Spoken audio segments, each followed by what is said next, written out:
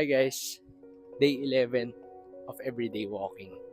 Habang naglalakad kami ngayon, bigla kaming napaisip.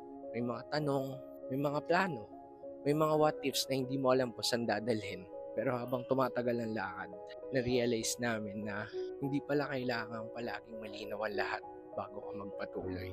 Minsan, sapat na yung gumagalaw ka pa rin kahit hindi mo pa alam yung buong kwento. Kasi sa bawat hakbang, dahan-dahan lumilinaw ang lahat. Kahit hindi mo pa agad namamalayan. At sa bawat pag-usad, unti-unti lang nauunawaan yung mga bagay na dati magulo lang sa isip. Tandaan mo na darating din yung araw na bigla mo na lang maiisip, dito pala ako dinala ng mga hakbang ko noon. Parang gabi lang yan, hindi mo man makita ang dulo, pero alam mong may umaga na darating. Baka yung mga what ifs na yan, hindi para hadlangan tayo, kundi para itulak tayong magpatuloy.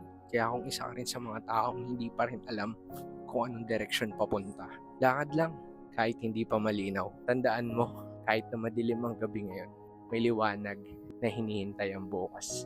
So paano? Lakad na muna kami. Bukas na lang ulit.